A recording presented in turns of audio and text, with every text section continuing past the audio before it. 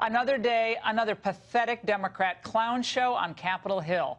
Now, remember, the party of abortion on demand and now infanticide cares more about the children than you heartless, soulless Republicans. Do you not care? Is it because these children don't look like children that are around you? Have you ever held a deceased child in your arms? First of all, your comments are disgusting. I've served my country for 34 years, and yes, I held a 5-year-old boy in my arms in back of that tractor trailer. I knelt down beside him and said a prayer for him because I knew what his last 30 minutes of his life were like. And I had a 5-year-old son at the time. For you to sit there and insult my integrity and my love for my country and for children, that's why this whole thing needs to be fixed. I wanted to give him a standing ovation all day long just for that moment, but there are a lot of them. And what Tom Homan is rightfully pointing out is that the congressman up there, AOC and all of her ilk, refuse to accept this crazy concept known as the rule of law. So you are the author of the family separation policy? I am not the author of this memo.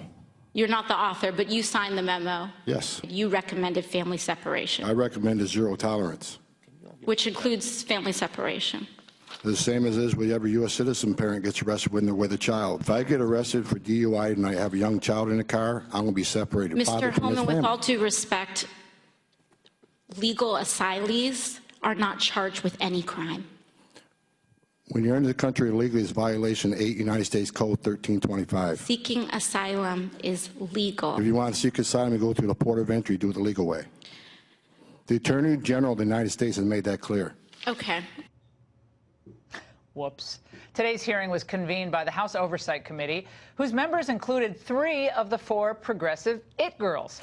Now, conjuring up emotion and passion, usually reserved for border crossers gaming our immigration laws, they read from the dog-eared script that demonizes Border Patrol and ICE and forgets about duly passed laws by our legislature. Forget about those.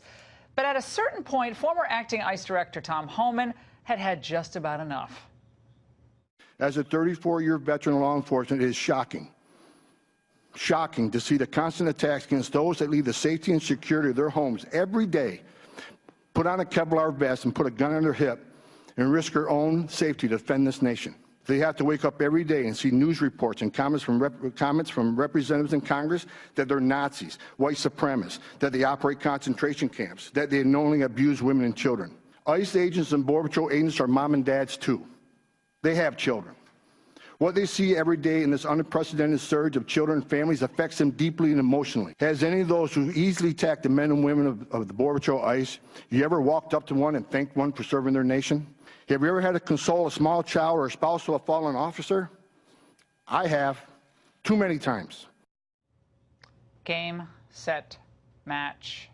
The only borders the new and radicalized Democratic Party believes in now are those around maybe abortion clinics, keeping sidewalk counselors away from vulnerable women. That's a border they'll enforce. But when have the Democrats ever expressed a smidge, even a little bit of empathy toward the thousands of victims of crimes or DUIs committed by illegal immigrants, such as Corey Cottrell, who last month was killed when an illegal who had been ordered deported drove drunk and ran him over. His family, including 2 young daughters, are separated from him forever, not for just a few weeks or few months. So has AOC or any well-known elected Democrat shed one tear for these types of tragedies? Ever? Not that I've seen. Instead, they would rather paint America as a gulag for immigrants who are all good and deserving, despite the laws that they do violate and court orders that they brazenly ignore. Our government, at the hands of this administration, has exhibited an incompetence and cruelty that has created a human rights crisis in our own country. They've now gone from denying that there is a crisis to accusing those working to stop it, our border agents, of actually creating a culture of cruelty. There is no need for us to arrest innocent people and treat them no differently than criminals when they are pursuing their basic human rights. Calling these Auschwitz-style concentration camps, that doesn't help solve the problem. Now, to a lot of these Democrats, America, especially when it's being led by Donald Trump, is broken and illegitimate, the whole country. So the laws that Democrats don't like, they too are illegitimate. Joining me now is Congressman Sean Duffy, former NYPD Commissioner Bernie Kerik, and immigration attorney Gunther Sanabria. It's great to have all of you with us tonight. Gunther, let's start with you. This hearing was quite something today. We had Tom Homan, who's actually put on a uniform, has served the country for 3 decades. Correct. He's really ticked off, and I think rightfully so, about the broad brush demonization of men and women of Border Patrol, 50% of whom are Hispanic Americans. And your reaction to what he said about that demonization? Well, a couple of things, Laura. Number one, I hear Mr. Homan talk about himself, how he feels, how the laws are being broken. But I don't hear him say anything about the families. I don't hear him say anything about the children, the mothers. And we recently heard of a child, a baby, Maria, I think it was her name, that died in the custody of immigration. So I just would like to see Mr. Homan, instead of talking about the nightmares that he had from the memories that he had when he was serving So you're upset that he doesn't have enough emotion?